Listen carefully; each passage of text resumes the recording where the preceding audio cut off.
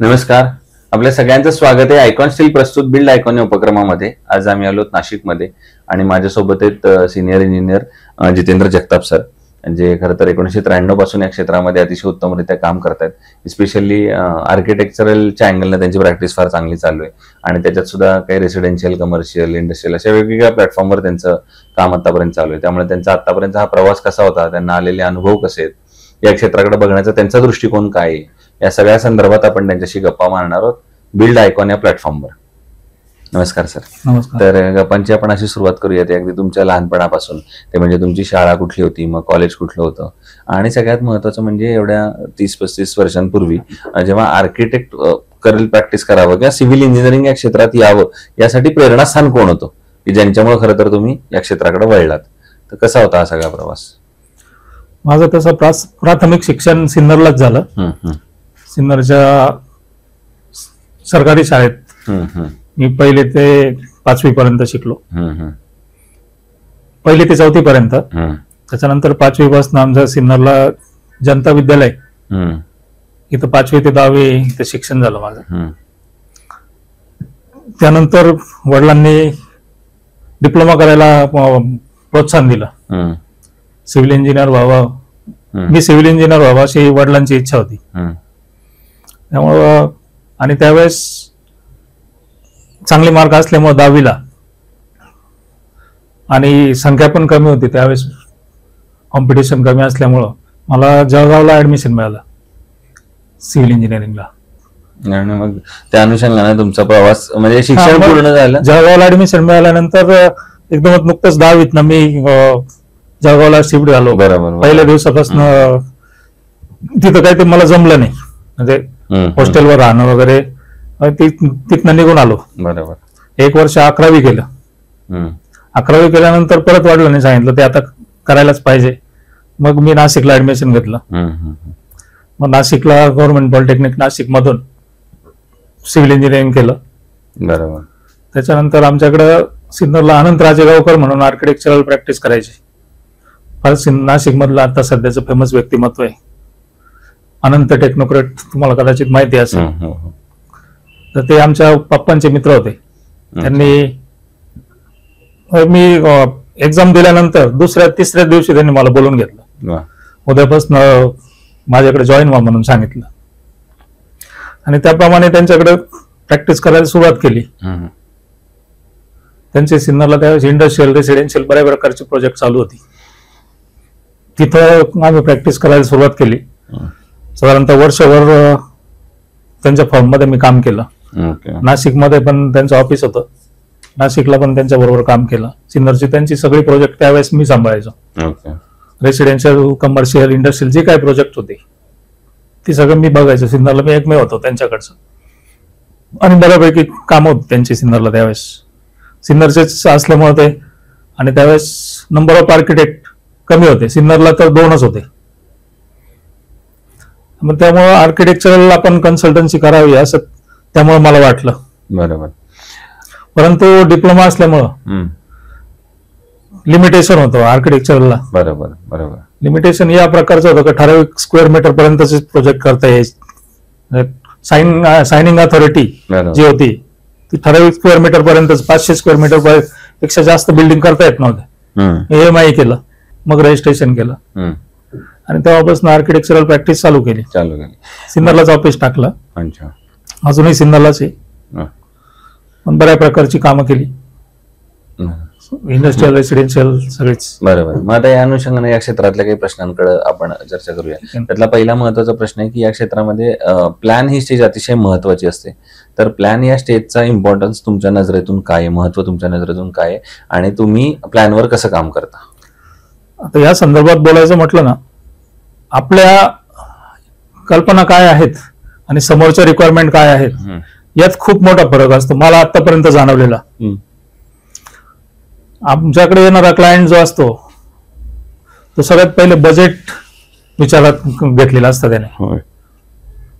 त्याला ठराविक लिमिटमध्येच काम करायचं असतं, इतक्या रुपयातच बसवायचं असतं, आणि आम्ही डिझाईन करताना आमचा अँगल वेगळा असतो. बिल्डिंग मॅक्झिमम प्रोडक्टिव्ह कशी होईल मॅक्झिमम स्पेस युटिलाइज कशी होईल याचा आम्ही विचार करत असतो. परंतु क्लायंटची ते तशी विचारसरणी नसतेच. हा खूप मोठा आतापर्यंत काम करताना आम्हाला त्रास नाही म्हणता येणार, पण आमच्या इमॅजिनेशन मध्ये वेगळंच असतं, आम्हाला करावं वेगळंच लागतं. अगदी बरोबर. मग त्याच अनुषंगाने पुढचा प्रश्न येतो तो म्हणजे तुम्ही म्हणला तसं जेव्हा एखादा आर्किटेक्चरल डिझायनिंगच्या अँगलने तुम्ही चांगले चांगले फॉर्म्स वापरून डिझाईन करत असता आणि जेव्हा ते कस्टमरकडे जातं तेव्हा कस्टमर म्हणतो माझं बजेट थोडं नाहीये, एवढं कमी आहे, तर मग अशा वेळेला क्रिएटिव्हिटी, बजेट आणि क्वालिटी या तिन्हीचा समतोल मग तुम्ही कसा साधता? खूप खूप अवघड होतं समतोल साधायला. कारण बजेट क्लायंटचं लिमिटेड असल्यामुळं क्रिएटिव्हिटीला आपल्याला थोडीशी मोड घालावी लागते. बरोबर. शेवटी क्लायंट जर सॅटिस्फाईड असेल तरच तो फी देईल आपल्याला. नक्कीच. आणि आपण एवढं सगळं करतो कशासाठी? आपलं जॉब सॅटिस्फॅक्शन तर असतंच. बरोबर. शेवटी अर्निंग पण काहीतरी पाहिजे. त्यामुळं क्लायंट सांगेल तसं आपल्याला ऐकावंच लागतं. हो. मग त्या अनुषंगाने दुसरा प्रश्न येतो म्हणजे चांगला आहे का, जसं आता तुमचा एक्सपिरियन्स आहे या वर्षात या क्षेत्रामध्ये एवढा, तर एखाद्या चांगल्या अनुभवी माणसाकडनं किंवा आर्किटेक्चरल डिझायनिंग प्लॅनरकडनं प्लॅन करून घेणे आणि दुसऱ्या कोणाकडनं तरी प्लॅन करून घे, ह्याच्यात काय फायदा होतो जो भविष्यातले तोटे वाचवू शकतो? आता आमच्याकडे येणारा जो क्लायंट असतो आणि इतर जे कामं करतात, इतर आर्किटेक्ट किंवा म्हणजे मी कोणाला नाव नाही ठेवत, बरोबर, प्रत्येक जण प्रत्येकाच्या टॅलेंट प्रमाणे काम करत असतात. बरोबर. प्रत्येक जण त्याचं फीस ठरलेली असते, जेवढी फी असणार तेवढेच लोक काम करतात. पण मग मी माझ्याकडे येणाऱ्या क्लायंटला फीच्या बाबतीत कधीच विचार करत नाही. हा समोरचा मनुष्य आपल्याला किती फी देईल आणि आपण किती काम करावं, हा विचार आजपर्यंत मी कधी केला नाही.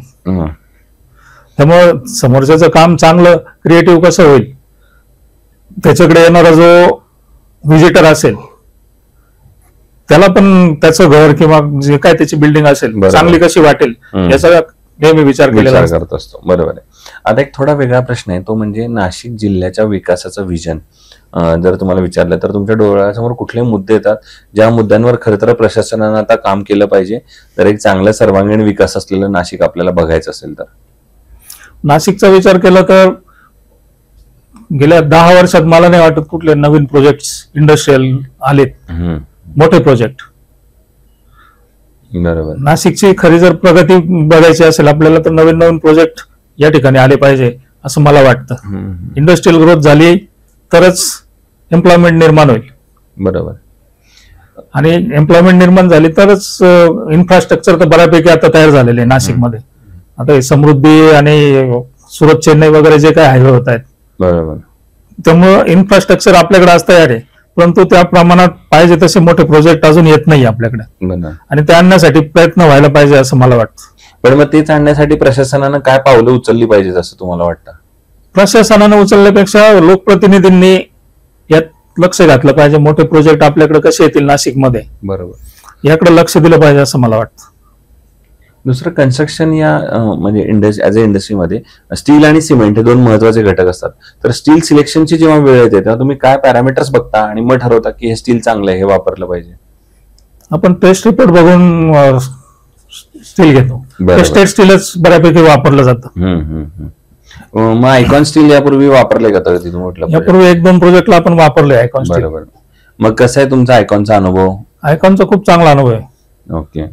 आता परत तोच मुद्दा येतो या ठिकाणी, कॉस्ट.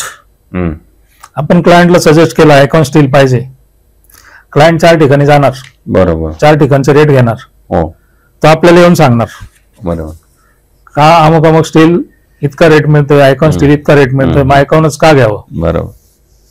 आपण सांगतो ते टेस्टेड येतं, त्याची लेंथ, त्याची पर केजी वेट, पर मीटर जे वेट येतं ते कॉन्स्टंट असतं, ओव्हर साईज येत नाही, अंडर साईज येत नाही, आपण बऱ्यापैकी समजून सांगतो. मॅक्झिमम क्लायंट कन्वर्ट करायचा प्रयत्न करतो. नक्कीच. दुसरा आतापर्यंत तसंच गोष्ट सिमेंटची पण आहे. सिमेंट पण आज मार्केटमध्ये बरेच ब्रँड्स उपलब्ध आहेत. सिमेंटच्या बाबतीत तेच होतं. बरोबर. दुसरा आतापर्यंत 250-300हून जास्त प्रोजेक्ट तुम्ही केलेले आहेत, तर मग त्यातला एकच प्रोजेक्ट निवडायची वेळ आली की जो तुमचा आयकॉनिक प्रोजेक्ट असेल तर तो कुठला आणि त्याची काय वैशिष्ट्य आहेत? आता माझ्या दृष्टीने सगळेच आयकॉनिक प्रोजेक्ट आहे. बरोबर. मंदिरांची खूप कामं केली मी आतापर्यंत. आतापर्यंत कमी कमी 15 एक मंदिरं डिझाईन केलेली असतील. बरोबर बरोबर.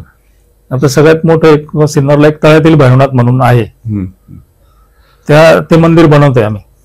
ते साधारणतः 7 कोटी त्याचं एस्टिमेटेड कॉस्ट आहे. बरोबर. आणि ते आता साधारणतः स्लॅब लेवलला त्याचं काम चालू आहे. ओके. वरती कळस वगैरेचं काम चालू आहे. ओके. आणि आता अगदी शेवटचा प्रश्न ते म्हणजे या क्षेत्रामध्ये आता जे नवीन तरुण इंजिनियर आणि आर्किटेक्ट दोघेही येतात, त्यांना आपण काय सल्ला द्याल या क्षेत्रात येण्यापूर्वी? आर्किटेक्चर क्षेत्रात येणाऱ्या लोकांना हाच सल्ला राहील की त्यांनी क्रिएटिव्ह काम करावं, नवीन नवीन कल्पना राबवाव्यात. नक्कीच. आणि आज कॉम्पिटिशन इतकी आहे, तुम्ही जरूर नवीन काही केलं तरच तुमच्याकडे क्लायंट येणार. बरोबर. सो हे होते इंजिनियर जितेंद्र जगताप सर, आणि त्यांनी सांगितलं त्याप्रमाणे की या क्षेत्र हे क्रिएटिव्ह आहे, याच्यामध्ये रोज नवीन नवीन कल्पना तुम्ही केल्या पाहिजेत. आणि एक कल्पना दुसऱ्या कल्पनेसारखी पुन्हा असता कामा नये, कारण प्रत्येक क्लायंटची रिक्वायरमेंट, त्याचं बजेट, त्याची वास्तू ही वेगवेगळी असते. आणि तशा दृष्टीने जर तुम्हाला काम करायचं असेल तर या क्षेत्रात नक्की या, तुम्ही या क्षेत्रात नक्की यशस्वी व्हाल. पुन्हा एकदा सर आपल्या मनापासून आभार की तुम्ही आलात. भविष्यात सुद्धा असेच उत्तमोत्तम आयकॉनिक प्रोजेक्टची निर्मिती आपल्या हातून घडावी थँक्यू. याच आयकॉन स्टील तर्फे मनपूर्वक शुभेच्छा. थँक्यू. थँक्यू.